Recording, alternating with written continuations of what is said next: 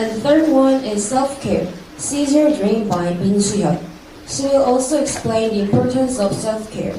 Please give her applause.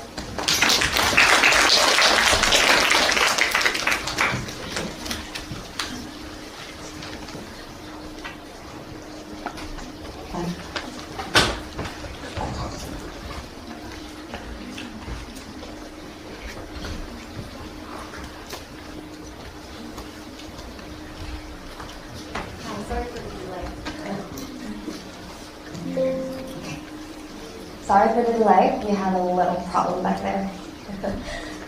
Hello, my name is Soo-hyun Min. I'm a freshman from the English Language and Literature Department.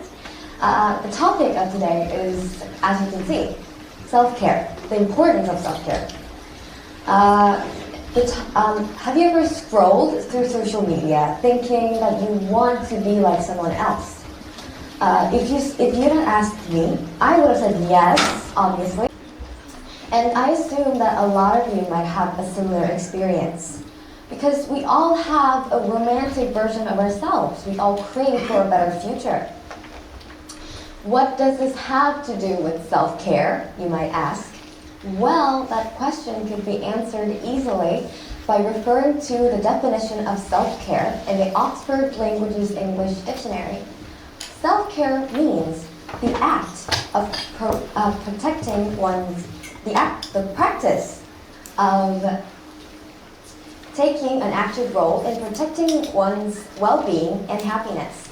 Thus, the act of self-care could lead an individual to a closer version of an ideal, and further, make a dream come true. Today, I'd like to introduce you to ways to seize your dream by social, physical, and mind self-care. Have you perhaps heard of the law of Meridian? It's a theory created by, thank you for answering. It's a theory by psychologist Albert Meridian saying that first impressions are made up by 7% of vocal communication, 38% of auditory, and 55% of visuals. That's amazing, isn't it? Yeah. It's very difficult. First impressions are made in a very short amount of time. Therefore, it's very hard to persuade it. And I understand the fact that visuals give such a major impact in making a first impression and in daily conversations could be shocking and even disturbing. However, visuals doesn't have to do much with our inherited features. Rather, it is about our body language, our facial expressions, and the way that we dress. So, take an interest on minor habits you have when you are commuting with other people. Do you make it obvious that you're paying attention? Or do you dress accordingly to time and place? You could enhance somebody else's perspective about you just by taking interest in these small habits that you have, which can lead to a better chance of socialization and, like we all dream, that could eventually lead us to a good relationship that we all dream. Now, the second method of self-care is about physical health.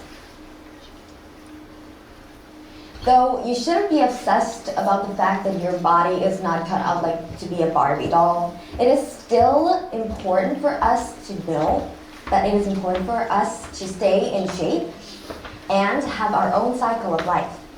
Try forming a habit. Quoting from Brian Tracy, 95% of a person's behavior is created by habits.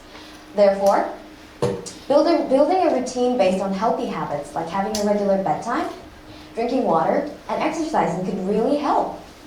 There are various benefits of physical self-care, such as a well-functioning immune system, less chance of heart diseases, and cancer. Exercise can be a very good alternative to caffeine, considering that it brings out activated oxygen and can boost your brain into making brilliant ideas. If you can't seem to find the time for proper exercise, I would recommend you to take brief walks right after meals or taking stairs instead of taking the elevator. Keeping yourself in good health is also related to our last topic as well, self-care of mind. As this could sound a little too extensive, so let me trade it down, let me narrow it down to intellectual self-care. It's related to technical skills and mental self-care. It's related to dealing with our emotions. I could relate to the idea of intellectual self-care sounding like too much work, but it doesn't really have to be at a professional level. Simply enhance your knowledge about the things that you are enthusiastic about. It could be watching a movie with an accurate historical background.